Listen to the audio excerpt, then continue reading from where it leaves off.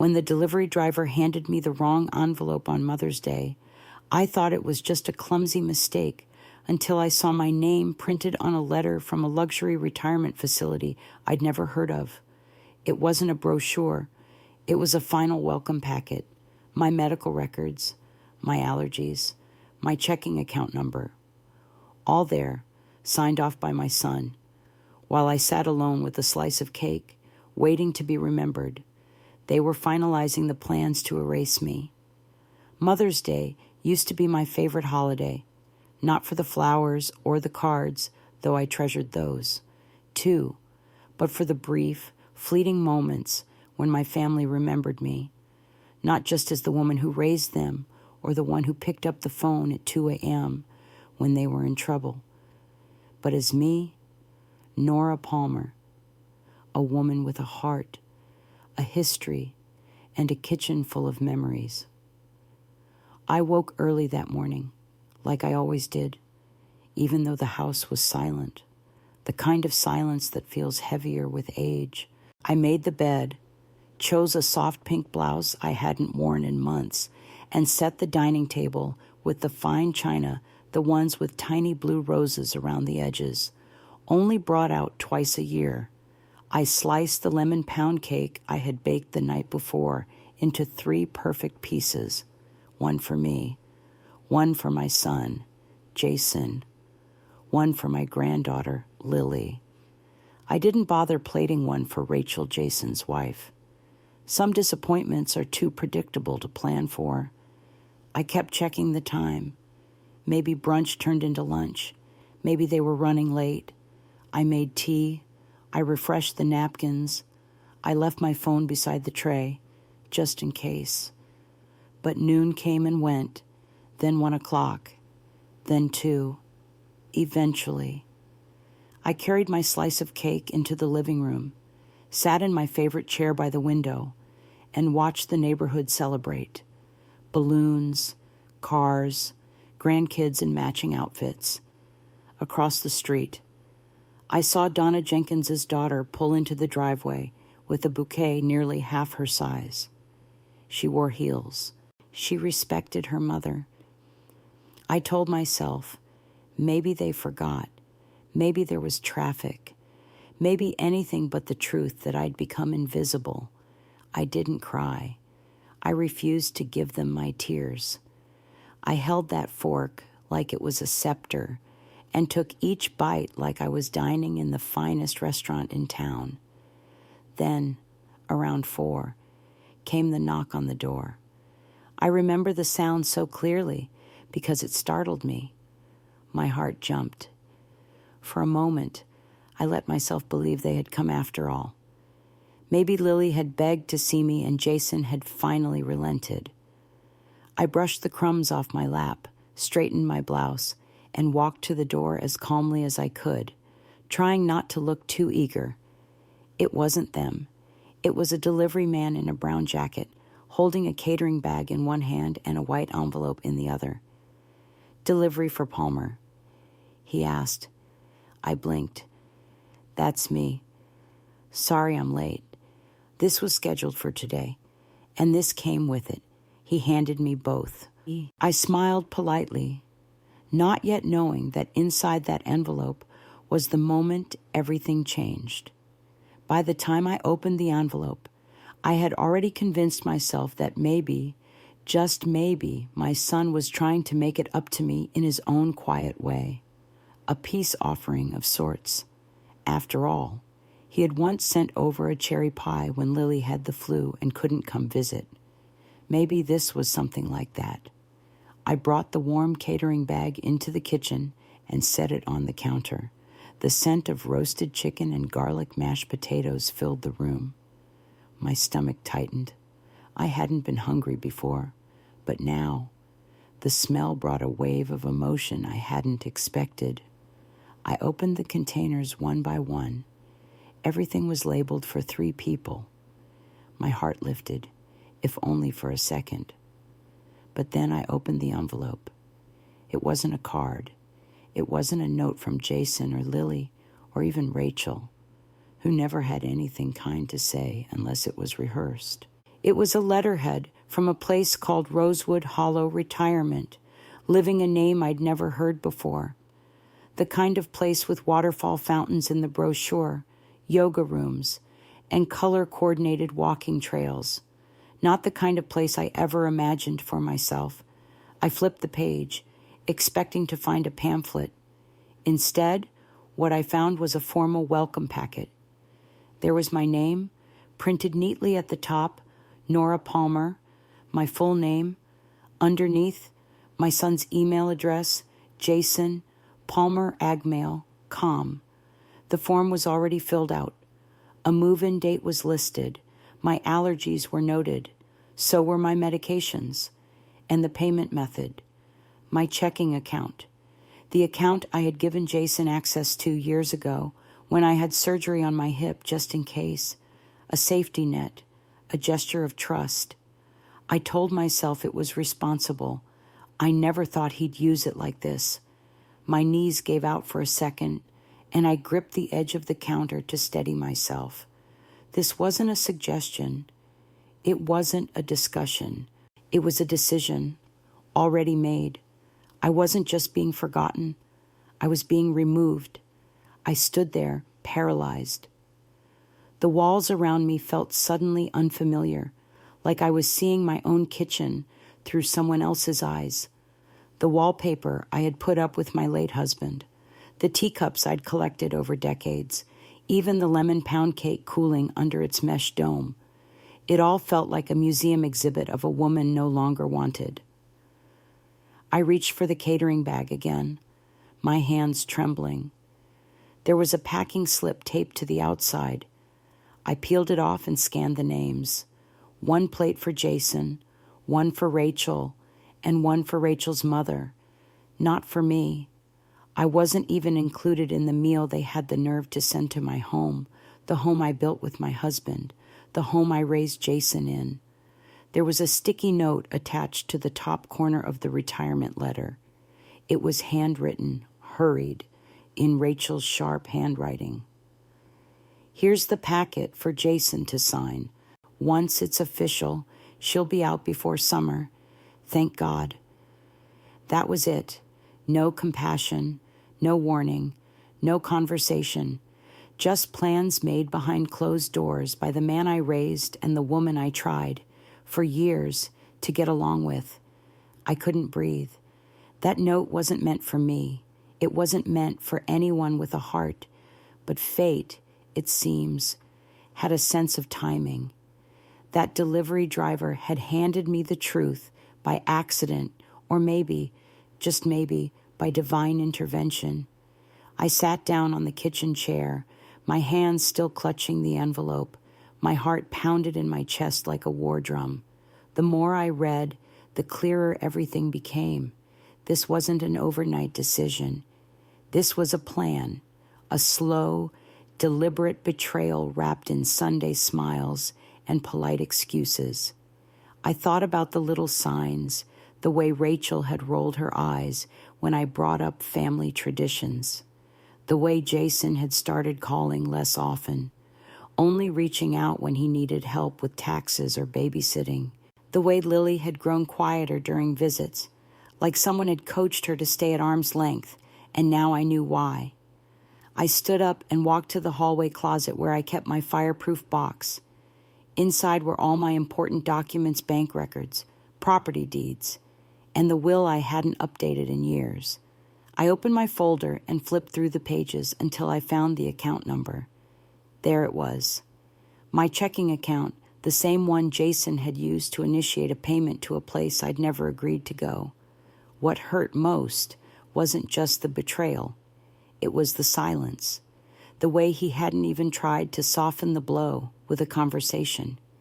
No attempt to convince me this was for my health or well-being, just a cold transfer of paperwork, as if I were a burden to be relocated. As I sat there in my kitchen, alone on Mother's Day, I realized something that changed everything. They weren't waiting for me to grow old. They were preparing to get rid of me before I had the chance. But they underestimated me. I wasn't ready to fade. I wasn't ready to be boxed away like an unused heirloom. And more importantly, I wasn't done writing the story of my life. Not by a long shot. I don't know how long I sat there, gripping the edges of that welcome packet, like it might vanish if I just closed my eyes hard enough. But it didn't. Nothing about it did. The forms were all still there, signed, dated, accounted for.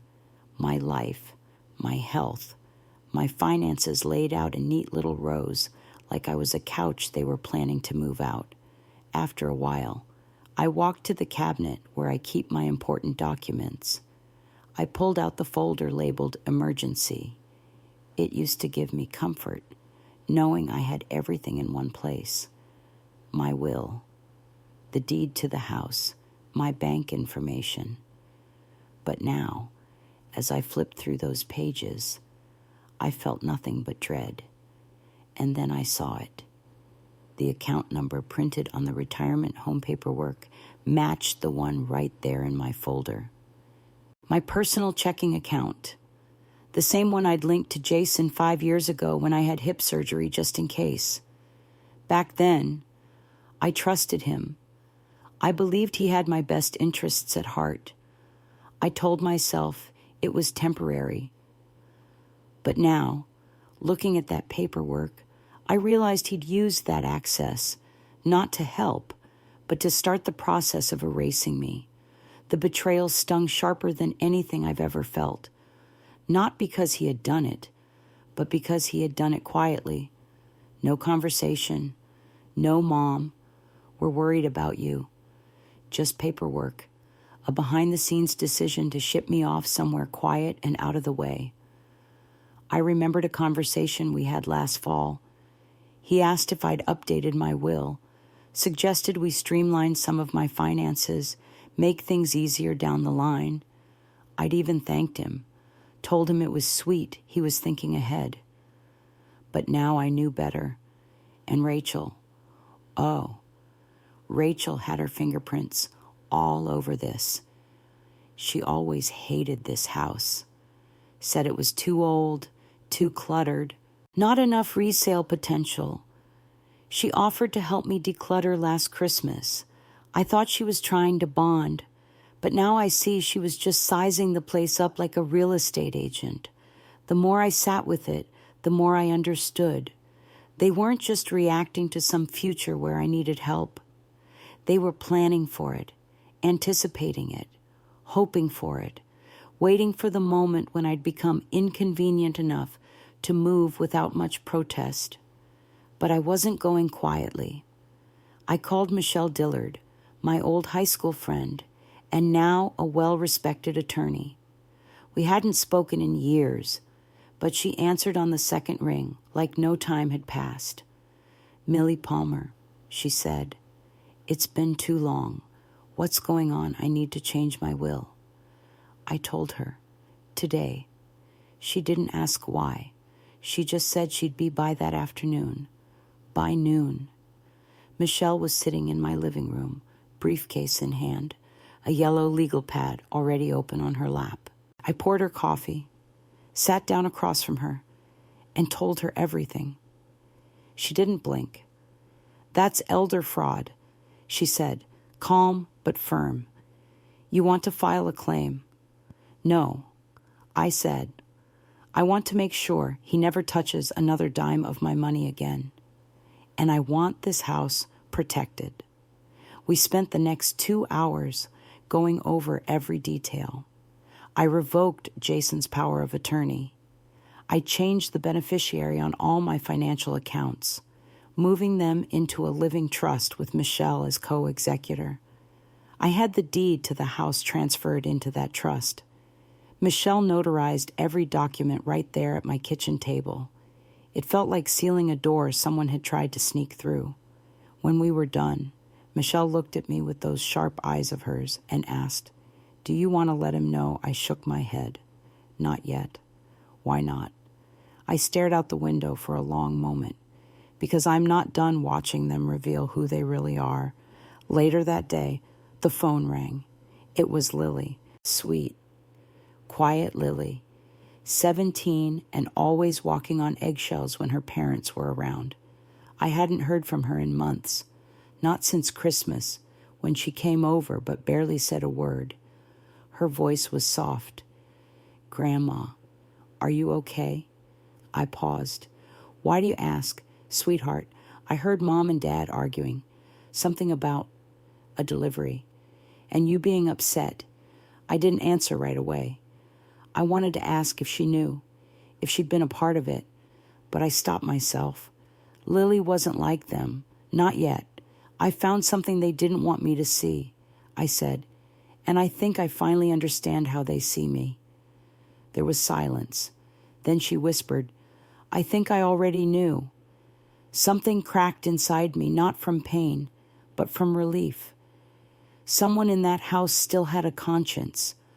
"I want to come see you," she said. "Whenever you're ready." I told her, "The door's open, but just you." "All right. Okay." She came 2 days later, her hair longer than I remembered, her eyes filled with guilt and something else. To resolve. We sat together on the same couch where the welcome packet had landed just days before. She looked down at the table and saw the envelope still sitting there. "Mom said you were overreacting," she muttered, but I knew it wasn't nothing. I handed her the papers. She read them slowly, her hands shaking. When she was done, she looked at me and said, "They lied to me." I didn't say anything. "Grandma," she asked, "what are you going to do?" I took a breath and met her gaze. I've already done it, and for the first time in a long time, I felt something I thought I'd lost. Control. I was sitting in my kitchen, still holding that cursed envelope, when I heard a car pull into the driveway. The sound startled me sharp, sudden, cutting through the heavy silence that had settled in my house since that Mother's Day morning. I stood up, wiped my palms on my skirt, and stepped carefully to the front window. It wasn't Jason's car. It wasn't Lily either. It was Rachel, stepping out of her spotless white SUV, dressed like she'd come straight from some business meeting heels, pressed blouse, folder in hand. She didn't bring flowers. She didn't bring Lily, just her purse and that damn manila folder. I opened the front door, but didn't invite her in. She climbed the porch steps slowly, clearly rehearsed, wearing that same polite smile I'd seen too many times, the kind that hides sharp words behind painted lips. "Mildred," she said, nodding as if this were any other day. "Can we talk?" "You've got 3 minutes," I said flatly, sipping the now cold tea I'd been nursing all afternoon. Rachel cleared her throat, clutching the folder like it contained holy truth. "I think there's been a misunderstanding," she began. "Jason and I were only trying to do what's best for you." I met her eyes, steady. "You forged my medical information and initiated a transfer to a facility without telling me. That's not a misunderstanding. That's a betrayal." Her smile didn't fade, but I saw her neck flush red. "We thought we were helping." "No," I replied. "You thought you were getting rid of me." She opened the folder and tried to flip through a few glossy pages. "The place is beautiful," she said quickly. "You would have had a private suite, garden views, weekly massages. We were only thinking of your comfort." "Comfort," I said, biting down on the word. "Comfort is sitting in your own kitchen, choosing when to go outside, drinking tea on your own porch. Comfort is freedom, not polished isolation." Rachel's hand twitched at her side. "We didn't mean for it to feel like that." Then why did I find out, through a catering bag and a misplaced envelope, I asked. Why wasn't I given the basic decency of a conversation? She had no answer, only silence. Finally, she looked at me, voice brittle. "Look, Mildred, Jason is upset. He said you've locked him out of your accounts. Is that true?" "Yes," I answered. "And the will, and the deed, and the trust. All of it. She blinked. You can't do that without telling him. I can, I said, and I did, because it's mine, and because I finally remembered who I was before you and your husband made me feel like a burden. Rachel's mouth opened, then shut. She stepped back, searching for control she no longer had. I don't know what Lily told you, she added. She didn't tell me anything, I said calmly. I told her. Her jaw clenched tight. She turned to leave, but hesitated on the top step. You're going to regret this, she said. No, I replied, but you might. She didn't respond, just walked stiffly back to her SUV and drove away, tires crunching down the gravel like they had something to prove. I didn't watch her go for long.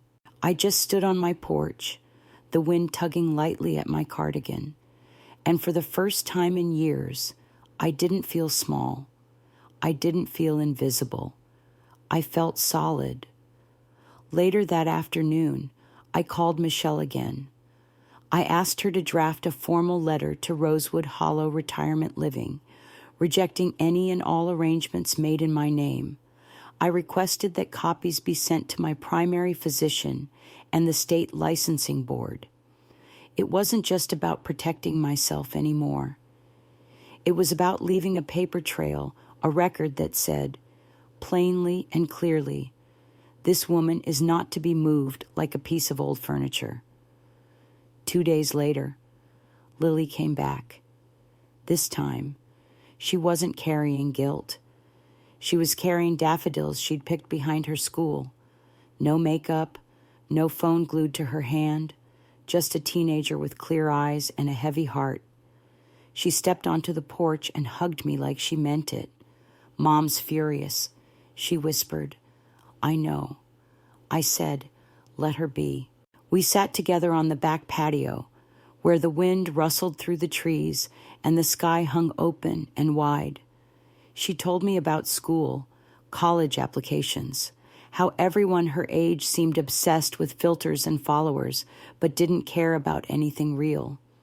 I told her stories about her grandfather, how he used to plant tomatoes and talk to them like they were babies, how we once danced barefoot in the kitchen after losing half our money in a bad business deal, how I held Jason when he was 5 and his lungs struggled so bad I thought he'd stop breathing. He wasn't always like this, I said, voice soft. I know, Lily replied, but he is now. She told me she wanted to spend more time here, said this place made her feel grounded, like something in her heart clicked back into place. I looked at her, my brave, clear-eyed granddaughter. There's always space for you here. I told her, you don't have to wait for a holiday to come home. She nodded, tears welling. You're the only adult in my life who tells the truth. That night, I pulled out my old recipe box. It had dust in the corners and sticky notes from decades past. I added a new one, Lily's first dinner ingredients, 1 granddaughter, 1 safe kitchen, 1 honest conversation, cooked slow, served warm, because from now on, I'd only feed the people who stayed, not the ones who tried to erase me. The following Saturday, I was out on the porch early.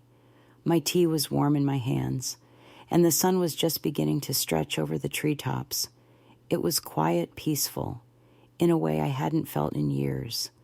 The kind of peace that comes when you stop waiting for apologies that never come. I didn't expect company that morning, but then I heard the sound of a familiar engine turning the corner. It was Jason's car, his old sedan, the same one I helped him buy when he was 24, and broke, barely able to make rent. It moved slowly up the driveway, like it wasn't sure it was welcome. I stood at the edge of the porch, tea in hand, and waited. Jason stepped out, no blazer this time, no smile, just khakis, a wrinkled polo, and the face of a man who'd finally realized his mother wasn't the fool he thought she was.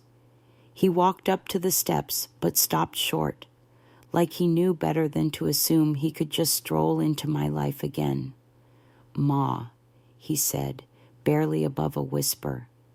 "Can we talk?" I didn't answer right away. I let the silence do the heavy lifting. "You've been talking for weeks." "Jason," I said, "just not to me." He looked down at his shoes, like a boy caught stealing from the cookie jar. "I didn't mean to hurt you," he said. "I really thought it was for the best." "No," I said calmly. "You thought it was easiest for you." His head lifted, guilt written plain across his face. "Rachel pushed it. You know how she gets. She said you were forgetting things, that it wasn't safe for you to be alone anymore." I raised an eyebrow. "What did I forget?" "Jason, the PIN number you've been using to access my account, or the will you never asked to read but assumed would benefit you." He didn't have a response, just more silence. "Don't blame your wife for the decisions you signed your name to." I was scared. He finally admitted, "We've got the girls, the mortgage, everything's piling up. I just thought, maybe it was time to plan ahead." "So you planned a future that didn't include me?" I asked. Behind my back, he reached into his back pocket and pulled out a folded envelope. "I brought something. I didn't move. It's not from me," he added quickly. "It's from Lily." That made me pause. I stepped down 2 porch steps, took the envelope, and opened it right there. The paper was plain, unlined, handwritten, no formatting, no fluff. "Dear Grandma, I know things have been awful lately, and I feel like I should have said something sooner. When I found out what they were planning, I didn't know how to speak up without them shutting me down. I was scared, but after I saw you last week, I wasn't scared anymore. You're the only one in this family who has ever made me feel seen. I don't care what they say. I know you're strong. I know you're still sharp. And I know they were wrong to do what they did. I love you. I'm proud of you. I want to spend more time with you, if you'll have me. Love, Lily." I folded the letter slowly and looked up at Jason. "She's a better person than both of you," I said. "I know," he whispered. I glanced toward the driveway. "You can go now." He looked like he wanted to argue, but he didn't. He just nodded once and turned back to his car. When he drove away, I didn't feel triumphant. I didn't feel victorious. I just felt tired. Tired of men who shrink when life gets hard. Tired of women who smile while they bury you. Tired of pretending forgiveness is owed just because someone shares your blood. Back inside, I placed Lily's letter in the same drawer where I had tucked away my own, the one I wrote the night this all started. 2 letters now. One written in fear, one written in love, together. They told the full truth. That afternoon, Michelle stopped by again to finalize the last bit of paperwork. She brought the updated deed my house, now legally protected in trust, with no access for Jason or Rachel. "You did the right thing," she said as she handed me the papers.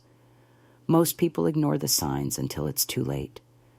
"I almost did," I replied, until fate handed me the truth in an envelope. Michelle smiled. Funny how fate works. Before she left, she asked, "Do you have any final wishes you want me to record? Anything beyond what we've already documented?" I nodded. "Yes, when I pass, I want Lily to inherit the house." She raised her pen. Noted. "Why? Because she showed up." I said, "Because she asked questions when the others made decisions. Because she still knows how to love with her eyes open." Michelle wrote it down. Done. That night, I opened my old recipe box. I flipped past the ones with oil stains and penciled in edits, and added a new card. Title, Lily's First Dinner, Ingredients. one granddaughter, one kitchen, one honest memory, instructions, cook slow, serve warm, repeat as needed, because from now on, I would only open my heart and home to those who chose to stand beside me, not those who plotted how to make me disappear. The days that followed were quiet, but for once, the quiet didn't sting. There were no voicemails from Jason, no emails, no texts pretending to check in, no surprise packages at the door or sneaky paperwork slipped under it. Just me, my morning tea, and the soft rhythm of life finally moving at my own pace again. And Lily. She came back 2 days later with a tote bag over her shoulder and an apron tucked under one arm. She looked different, not because of her clothes or hair, but because of how she carried herself. Her eyes were steady, her shoulders squared, like she'd made a choice and had no intention of backing down. She stood on my porch and asked, "You ready to cook?" I smiled. "I've been ready since 1983. We went straight to the kitchen. She tied on her apron like she'd been doing it her whole life and started peeling carrots for the chicken and dumplings. She peeled them too thick and dropped the measuring spoon into the flour, but I didn't mind. She laughed at herself, wiping her hands on her jeans, and asked questions like she wanted to learn, not because someone told her she had to.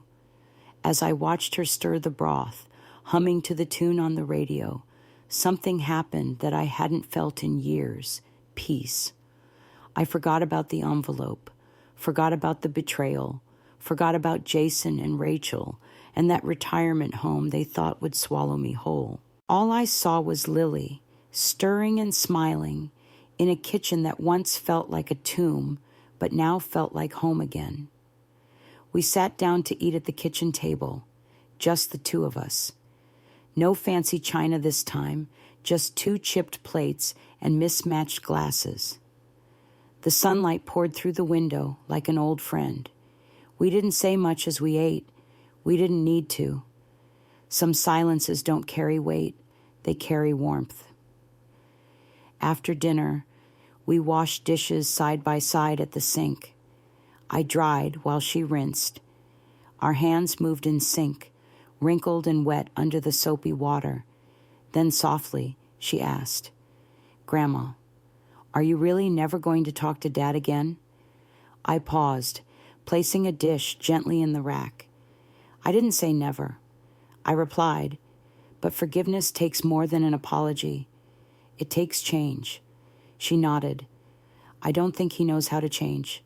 That's not my responsibility anymore," I said, voice firm but calm. My job was to raise him. What he does with what I gave him, that's on him now. Lily looked down at the suds, then back at me. "I love him," she said quietly. "But I love you too. That's okay." I said, "You can love someone and still hold them accountable. People who love you can still hurt you, and people who hurt you don't always deserve a second chance just because they share your blood."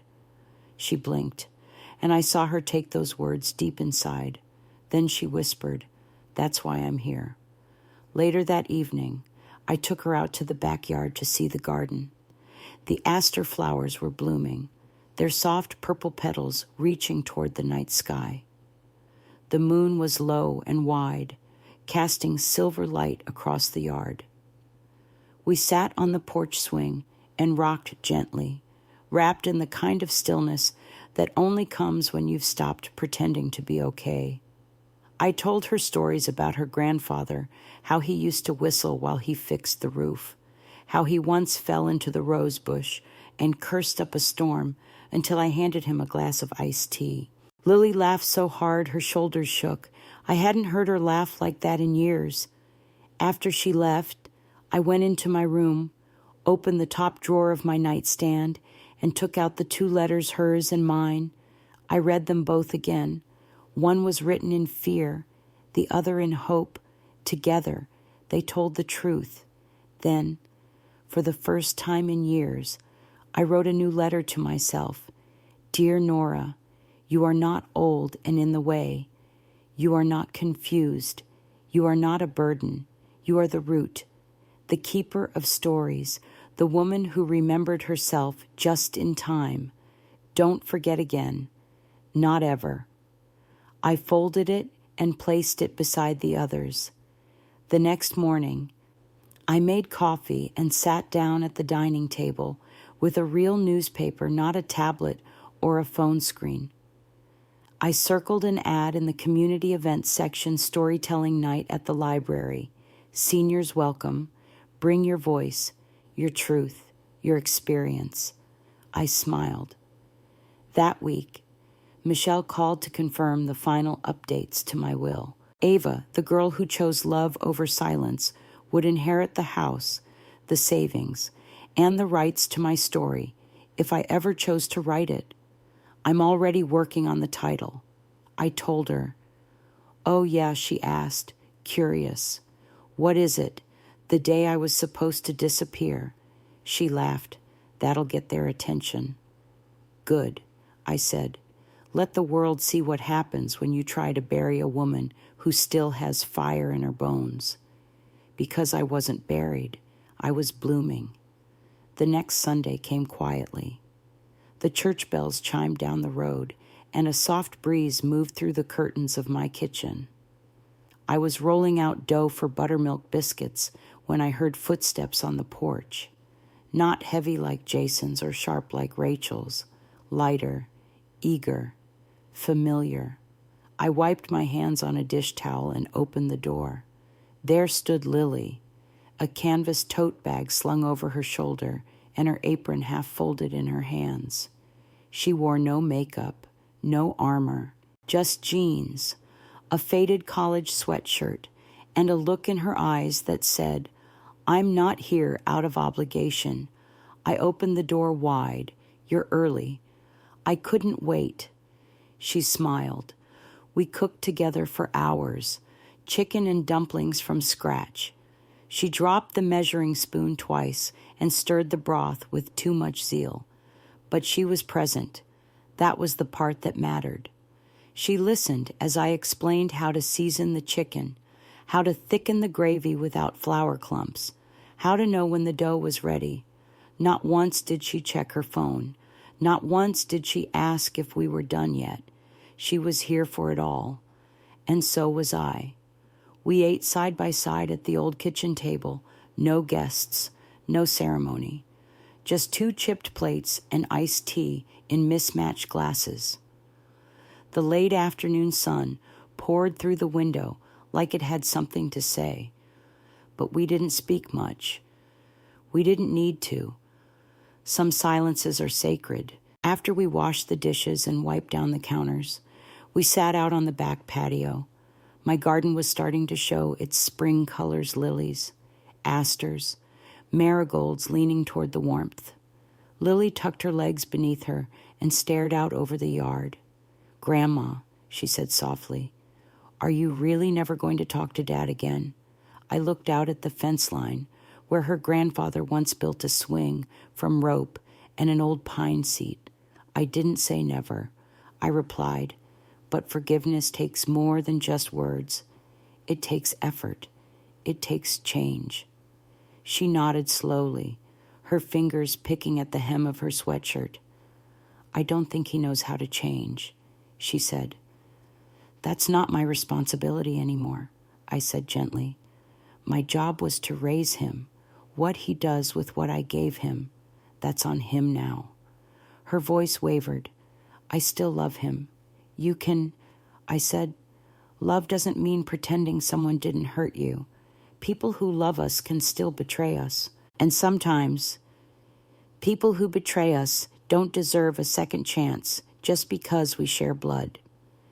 She blinked hard, but nodded. That's why I'm here. She whispered. That night, I took her into the garden. We walked slowly past each flower bed, and I showed her where her grandfather used to kneel and talk to the tomatoes like they were old friends. She laughed a full, honest laugh that reminded me of when she was little. We sat on the porch swing beneath the moonlight. I told her about the time her grandfather fell off the ladder and landed in the rose bush, cursing up a storm until I handed him sweet tea. She threw her head back and laughed so hard her eyes watered. It was the kind of night I thought had disappeared from my life after Lily left. I sat in my bedroom and pulled out the 2 letters from my drawer, hers and mine. I reread them both, feeling the truth of each word settle over me like a quilt. Then, I reached for a fresh sheet of paper and wrote a third. Dear Nora, you are not invisible. You are not obsolete. You are not a mistake someone needs to correct. You are the root, the story keeper, the one who remembered who she was just in time. Don't forget again, not ever. I folded it and placed it next to the others. The next morning, I sat at the table with a real newspaper, not a glowing screen, paper, ink, truth. I circled an ad in the community board section, storytelling night at the library, seniors welcome, bring your voice, your truth, your experience. I smiled. Later that week, Michelle called. You sure you want to finalize this? She asked. I am, I said. She clicked her pen. All right. Ava inherits the house, your savings, and the rights to your life story if you ever decide to write it. I already have a title. I told her. The day I was supposed to disappear. Michelle laughed. That'll turn some heads. Good, I said. Let them see what happens when you try to bury a woman who still has fire in her bones. And on that Sunday, when I watched Rachel's SUV drive past my house without stopping, I didn't feel anxious. I didn't feel afraid. She didn't slow down, didn't even glance my way. Maybe she finally realized I wasn't going anywhere, because I was home, in my name, in my power, in my truth, not as someone's burden, not as someone's afterthought, just Nora Palmer, mother, grandmother, survivor, and the woman who sat alone on Mother's Day, but stood up for herself every day after, a few days after Lily's visit. I stood in the middle of my living room and did something I hadn't done in years. I opened the recipe box. It had sat untouched on the shelf behind the spice rack, tucked between old gardening books and the ceramic rooster my husband once insisted was charming. I pulled it down gently, dusted off the lid, and opened it like a time capsule. Inside were cards faded from age and smudged with flour recipes, written in my handwriting. My mother's, even one from my sister, who's long since passed. Chicken pot pie, buttermilk biscuits, lemon pound cake. I held each one like a photograph, remembering the stories tied to the food, birthdays, holidays, nights we laughed so hard we forgot the roast in the oven. And then I wrote a new one. Title Lily's first dinner. Ingredients, 1 granddaughter, 1 kitchen, 1 honest memory. Instructions, cook slow, serve warm, repeat as needed.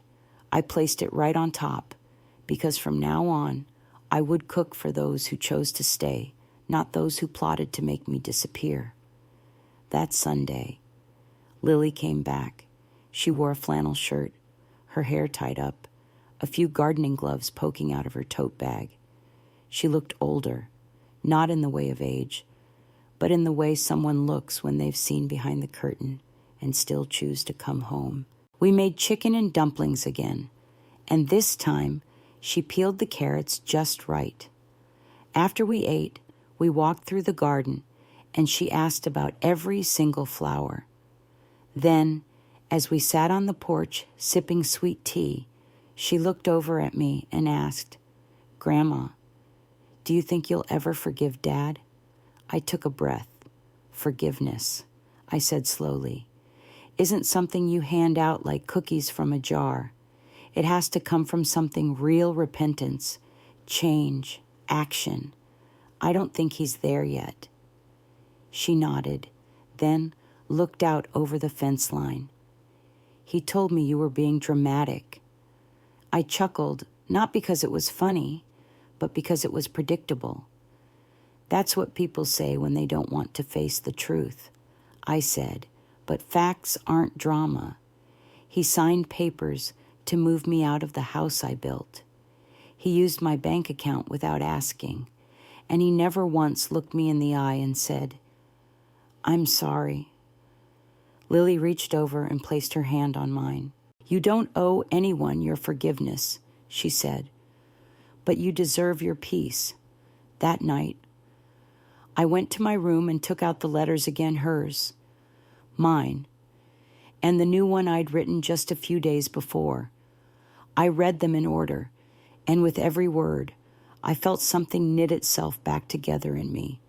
Not a wound closed, but a truth acknowledged. Then I did something else. I sat down at my desk and wrote a new letter, not for Jason, not for Rachel, but for me, my legacy. I wrote down everything I could remember. The day I became a mother. The day I became a widow. The day I nearly forgot who I was. And the day I remembered. I wrote about how betrayal can sneak in wearing a smile, how silence doesn't always mean peace, and how sometimes the loudest declarations of love come not from words, but from a girl showing up on a porch with a tote bag and an open heart. I folded the letter and placed it in the top drawer with the others, because if anyone ever tries to rewrite my story again, my version will be the one that survives.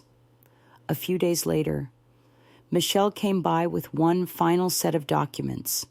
She sat on the couch, glasses perched on her nose, flipping through the pages.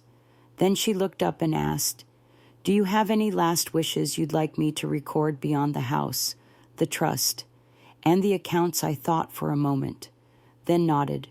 "Yes. I want Lily to inherit the house, not because I owe her, but because she earned it, because she showed up when no one else did, because she asked questions when others made decisions, and because she still knows how to love with her eyes open." Michelle smiled, scribbled the note, and said, "Done." That evening, as I watered the garden and watched the sunset burn orange over the rooftops, I felt no bitterness, only clarity. Jason and Rachel had planned to erase me quietly, to tuck me into a polished room with soft walls and a name tag. But I didn't go. I stayed. I fought, and in doing so, I found the piece of myself I had buried beneath years of sacrifice. That night, as Lily left, she hugged me tight. "You're the only adult in my life who tells the truth," she said. "Well," I told her, "truth keeps the roots strong." And as the porch light flickered on and the wind moved gently through the trees, I realized something. They may have tried to remove me, but I had already taken root. The next morning, I stood in my kitchen with the sun rising just beyond the garden, steam curling from my coffee cup. There was no noise, no phone calls, no footsteps, but for the first time in a long while, the silence didn't ache. It comforted me. I opened the newspaper, not the digital kind, but the real one with ink and crinkled pages. I circled a small ad in the corner. Storytelling night at the library. Seniors welcome. Bring your voice, your truth, your experience. I smiled to myself. I had a story worth telling. Later that week, Michelle called. Everything had been finalized. Lily would inherit the house, my savings, and the rights to my story. I told her I already had a title in mind, the day I was supposed to disappear. And you know what I didn't disappear. I became louder, not with my voice, but with my choices. I stood up for myself. I told my truth. And when they tried to erase me, I left a permanent mark instead. There will be moments in life when people try to shrink you, silence you, or make decisions for you as if your voice no longer matters. But let those moments be your turning point, not your ending. You are not invisible. You are not a burden. You are the keeper of stories, the root of generations, and the proof that strength doesn't fade with age, it deepens. Stand up, speak out, and never let anyone write your ending for you. If this story touched your heart, leave a comment below and share your thoughts. And don't forget to subscribe to the channel for more real, powerful stories that remind us all what it means to live with dignity and courage. Thank you for being here.